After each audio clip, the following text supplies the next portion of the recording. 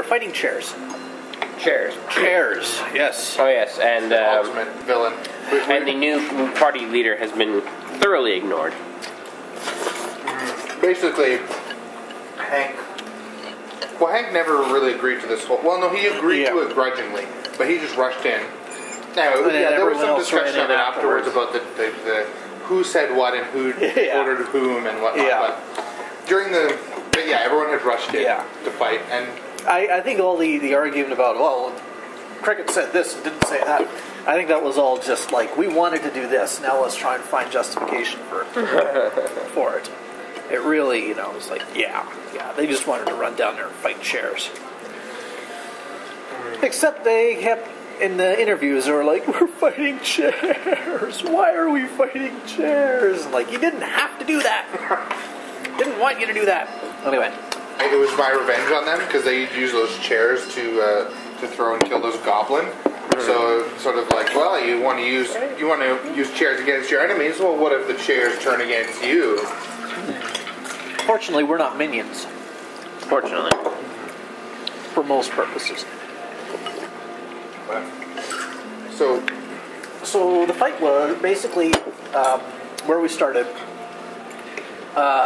The idea of Cricket just scouting ahead had fallen apart. But we were all well positioned to actually, combat this thing. The melee guys were all up next to it. The ranged guys were some distance off. And so we just laid into this chair monster.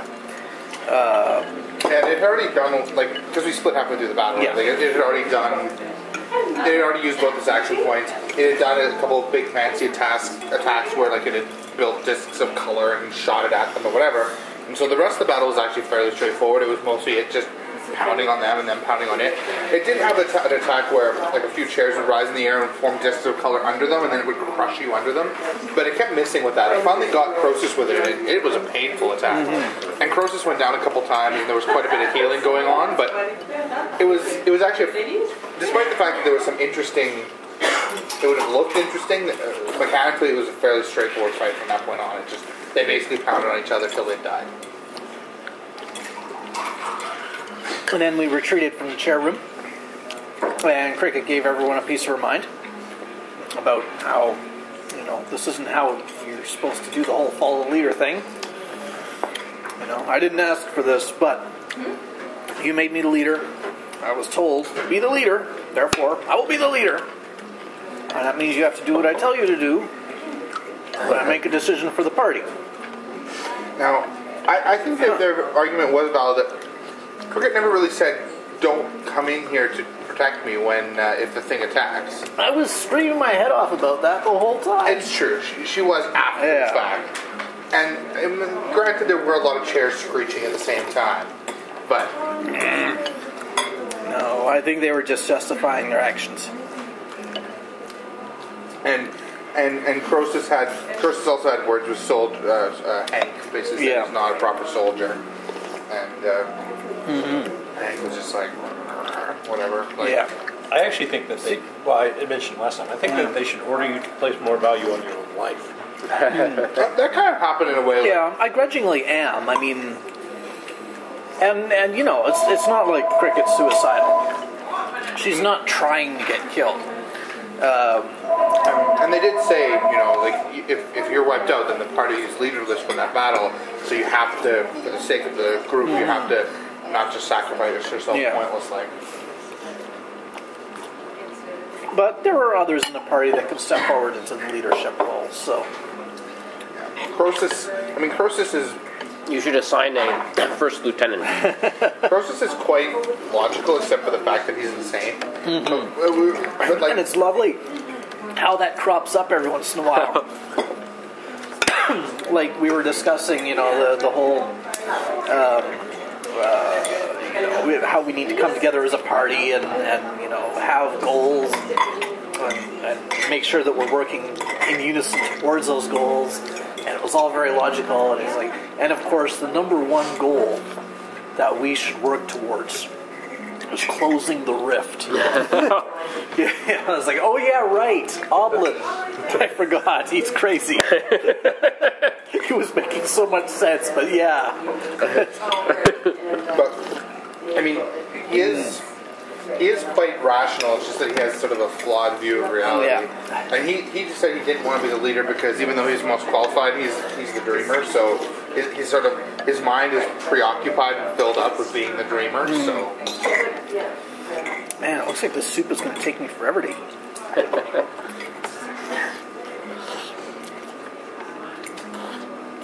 Yeah, I think you should pick a second in command and call them number one.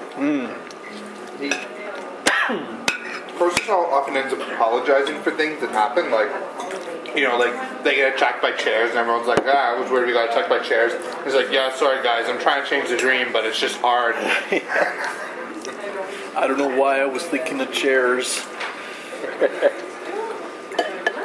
Tried to think of something from my childhood, something harmless.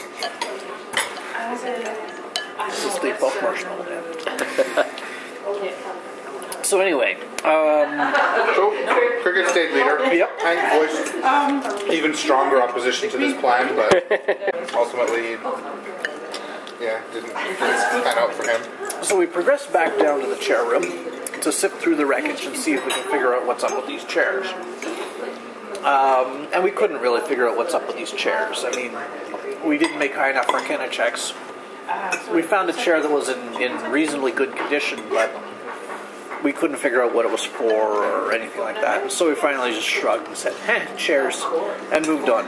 Because, you know, chairs. Who cares? We moved on, and we found there were some doors in the big giant chair room. And Cricket had run into those during the fight, and there had been like a little corridor beyond, but they hadn't really explored. It was just, you know, cover, essentially. So we went to explore those. And we found this chair repair room, which had all these tools and spare parts and stuff, and it was all rusted and busted and useless. A lot of it was like, you know, even like the tools were rusted to the shelves, just whatever. I did find a lock-picking egg beater, though. It was just I described it as a weird device. It was a blue handle with this weird hooky thing on the end. We're not sure what it's for. For some reason, Brian now thinks of it as an egg beater. Yeah. I visualize it as an egg beater. It was actually surprising they found it. The find check on it was super high because it was just a piece of junk amongst other pieces of junk, and they didn't know what it was for at that point. So there was very little chance they found it. I figured it was a unlocking. No, type. but I mean, my intent was once you'd seen the thing that it was for unlocking, then you'd have a better chance of like finding it because you'd be like, we need a thing like this. But you didn't. You just happened upon it before you ever knew what it was for, and you figured out it was for unlocking something. Yeah, and in the next room over, we found tons of lockers. And many of them had the little blue glowy locks. Yeah, there were locks. So out of character, it was basically a row of rusted lockers, like what you see in a swimming pool or whatever. But in character, I described it as like a metal cabinet. They would have never seen anything like a swimming pool locker. Right. But also, don't forget that there was also that silver chain with the medallion on it for locking something up, and it really... It was basically a bike lock, a magical bike lock. You tie something up with this chain, and it like magically latches together. And only the person that latched it together can unlatch it. Right. Yeah. So we're getting ever closer to having rope. I know we can get out of here. So in the room next over was some tables, the rusted remains of some couches, and some rusted lockers with little blue things on them. The locks. And the thing just unlocked them.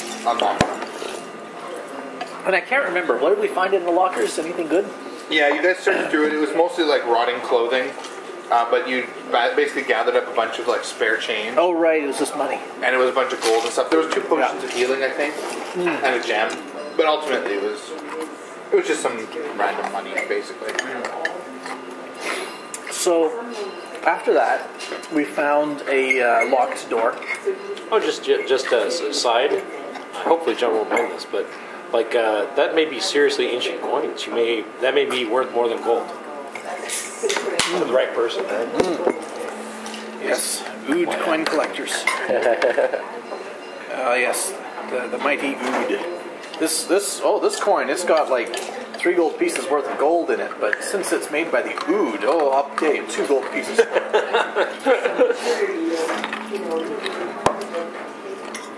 Are you dissing the ood again? Yes, I am. Instead of heads and tails, I got brains and more brains. Each gold coin has the main gold coin, and it has a little gold coin attached by a little dangling thing, and if that ever breaks off, the coin is used as worth. Oh my, the ood were stupid. Anyway.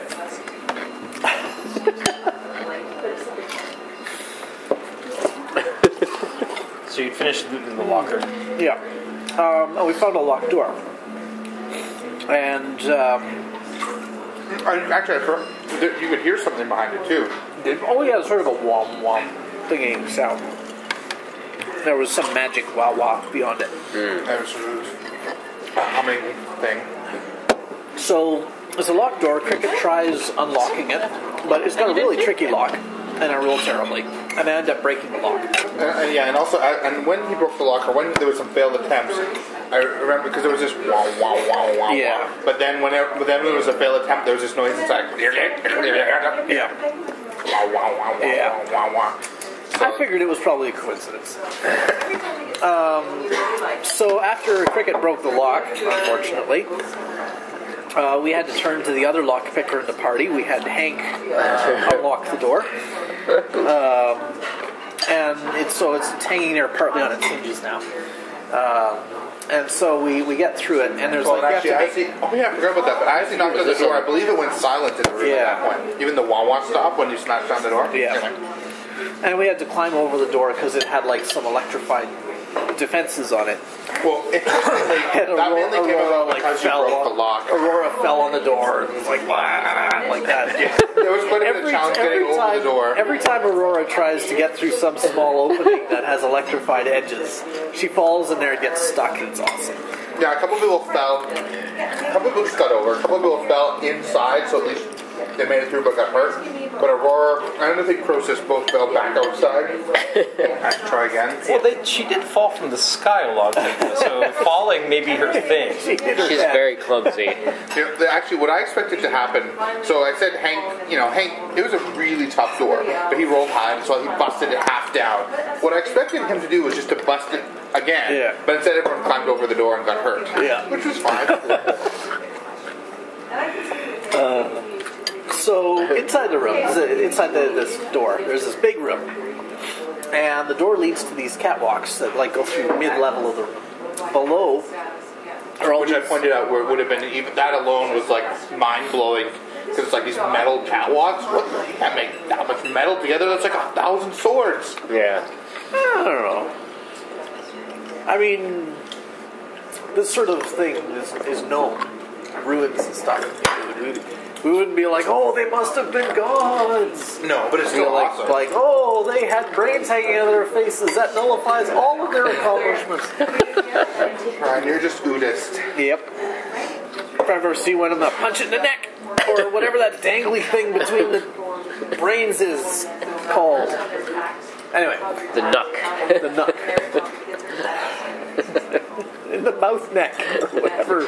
The brown brain nubbin thing is the thing which they carries around. So anyway, catwalk below is like machinery and stuff. It's old busted machinery. And beyond the catwalks, there's like this control room thing. Lots of buttons and switches and stuff. And in the middle of the room, where the catwalk sort of goes around it, is this floating little glowing orb thing. Very magical. And it was a thing that was going wah wah, right? Well, it stopped making that noise, I think, when you walked in the room. It was probably going wah wah. It's a floating glowing orb. It probably goes wah wah. It's just the traditional mating cry of the floating glowing orb. Is it North American or European floating orb? Sorry, actually, I think it was going wah wah because before, when you started really messing with the door, that started up and it was constant, and then when the door smashed down, that stopped, and it went back to wah wah after. So it was the thing going wah wah. So the Wawa orb is floating in the middle. And we all know, okay, it's probably going to attack us or something like that. But Cricket, being the new, let's not do the smart thing leader, because everyone objects to that, she doesn't speak up as everyone piles through the door and starts hitting him. And so it does this thing where the little threadworm things come out of the orb. There's little blue threadworms with little pink eyes on the end. And they come out, they look at the party, and they just grow into this mass of threadworms surrounding this orb. And then it magically sucks all kinds of metal junk from all over the room together into this shell around itself, which then charges up with energy. John's doing a cutscene as all this is happening, so we're not able to start shooting it. Shoot it, because it's going to do something cool. We're having a cutscene. So all the metal forms this shell around it, and then explodes outward, and it covers the entrance with a shell of junk, so we can't get back out. And then it makes these minion monsters. There's more minions for the party that. Well, only one of them was actually literally a minion. The others were. We're just calling them minions because they were its minions. Yeah, they're lowercase minions. The one that was actually a minion was this ranged lightning shooter thing. And then there was Grabby McGee. There was this big thing with clamp type. He was really good at grabbing. Yeah, each one was just made out of random parts, so they figured out what they were meant to do. Yeah, we did knowledge checks and whatnot. And then there was this whirling swarm of shards that just did lots of nasty damage if you were near it. It did bleed damage and things like that. And so we spend around. I immediately take out the ranged minion because we want to get rid of those quickly. And Croesus goes to engage Grabby McGee. And then the rest of us run up towards the orb. And it goes and collects, in its next round, it collects another shell. And so we when we get to it, it has this shell back up again, and it's charging up again. So Hank hits it with his hammer, which has always been a very good solution to these sorts of things in the past. And it damages him like that. Yeah. But he damages it as well. But unfortunately, when it has its shell up, damage is being reduced to 1/10. Oh, yeah. It was interesting because I mentioned that the way I did it is I didn't want too much. There to be too much rounding. So what I actually did is I multiplied its hit points by 10, and then when the shell is down, we do 10 times damage to it. It produced some interesting results because it was I hit it for 19 damage. All right, that's 1.9 damage. And then it did 3 damage with the electrocution, so not an even exchange. Yeah. And I think by this time, they easily destroyed the grabber and the lightning shooter, and Croesus was working on the magical shrapnel swarm. It was flying through the air. It had done some serious damage to people, but it was Yeah, it was painful, but I like it. But then finally the shell finished charging up, and it exploded again, and produced a whole new set of minions. I think this time it produced another lightning shooter, 2 grabbers, and another swarm. Yeah, I think so. Something like that. Yeah. So there's a whole bunch more minions appeared out of the bits of his shell, but of course now shellless. It's shellless. So Hank runs in and does a massive blow, I'm a barbarian, kill thing. Does tons of damage. Then Cricket did a thing. Multiplied by 10 was megatons of damage. He did 30 damage, so it did 300. Yeah. It has thousands of hit points. Yeah. So he did his normal 30. Yeah. Well, maybe 20. Did he use it daily for that one? I think so. Yeah. People basically just we dumped all our dailies now that because they figured out cell was down. They figured out what was going on, and so they just all their action points, all their dailies, everything they unloaded on this thing. Yep. Nice. Yeah, Hank used an action point, did another massive blow. Cricket did her turn, used her daily, gave Hank another hit. Hank hit it again. Aurora, I think she used a daily as well. Yeah, I don't know what she did, but whatever she did gave Hank another hit. So, you know, we're all pounding on it, and every time we're pounding on it, Hank is like... It's pretty awesome. Like, Hank's just going berserk, and everyone's like, keep going, you can do it, keep going. Hit it again, right there, yeah. And so, yeah, Hank just, like, hammered into it. So it was a full, well, okay, they'd done, like, 6.7 points or something. Yeah. But it went past bloodied, and it was going to well past bloodied, and I was scared they were going to wipe it out on this first time, because I kind of forgot that I didn't really think about... I actually kind of expected them to come into this battle for action, although I guess they'd have action points then, too. But anyway, they had all their action points, because they had done 2 encounters. Yeah. So they just all unloaded all their action points on it. And actually, it probably would have killed it if it wasn't for some unlucky misses, or misses at the end. Yeah, Hank missed 2 shots at the end. So wait, they had the chair fight, and then they had... That was their second encounter? I counted the roper as an encounter because it was supposed to be a combat, but they got past it in a clever way, so it still should count as an encounter. Yeah. So that was their third combat of the day. I don't think I'm going to finish this.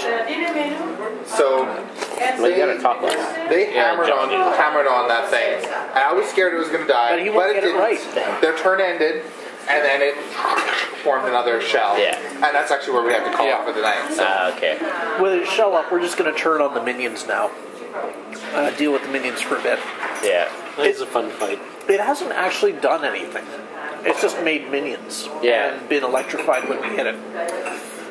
So it may Except not... when his shell is down. Yeah, it may not actually have any attacks of its own. Right. Yeah, I could see you dialing it in to be a really fun fight, because I don't know if it waits for all its minions to die, but if instead it was more like a timer, like, you know, he 2 rounds of him sitting, and the minions are up, and then he summons new minions, and then it might be an interesting game of how do we allocate our resources. You know, the more minions we leave up, the more damage we're doing to him, but then the more damage that's incoming, which should be a kind of fun balance. Endless stream of minions equals endless stream of XP. Oh, yeah. Luckily, we're using XP in this campaign. But I mean, so far what's happened is he took a round to build the shell, took a round to charge up, and then he took a round to explode. Waystone split in 2 as it woke up. Grew up to be 2 different people with the same heart. That was Chris and Croesus. Always together. The shield and the spear. No one could touch Chris unless she wanted him to. And no one could stop Croesus if he had a mind for something. And you know how it is when you're so close you don't need to say anything sometimes. You just, well, before the other person even opens her mouth, she was finishing my sentences, and then she's gone, and the things that she would have said, they're still there. And I'm trying to hold on to her. I'm trying to turn it somehow. I'm trying to turn it around. I'm trying to turn it around. And she slips out of my fingers. She pushes me away. I keep trying to change the dream. I keep trying to change it because I wanted to push her. If I could change that, I could change everything. Well, we defeated the chair monster, and it wasn't that hard. I did a lot of damage. Croesus did a lot of damage. Whatever, doesn't matter. We killed it. And then we argued more about the party leadership and didn't really get anywhere. Didn't really solve anything. But, I don't know. Maybe we'll figure it out later. Although everybody else seems to have it figured out except for me. Not that I'm bitter or anything. But yeah, we looked around a little bit more. Found some junk. Found a weird chain. I don't know. Now we're in this weird room that looks like I don't know, and we're fighting something. Yeah, that was really strange. Oh, I'm so glad I got that off my chest. I was able to tell everyone what they were doing wrong about this whole who's in charge of what thing. They're in charge of me, and they told me that I was in charge of them. And that's how it goes. I think Hank is still rather nonplussed about it all. I think he wants to be in charge. And I'm getting conflicting orders then. But most of them seem to want me to be in charge, so I will try to lead with a deft touch and soothe any differences that might come up. And I'll try to learn to be the best leader I can be until they tell me not to be. Anyway, now that I'm a leader, we've wound up fighting more things, and we're doing better. We're fighting as a cohesive group now, sort of, to some degree. So things are looking up. There's a bunch of flying garbage attacking us now, which is, I guess, a step down from chairs or up. I'm not sure. Well, we'll tidy this up. We'll sort it all out. And then, hopefully, we'll get out of here. Well, we're fighting a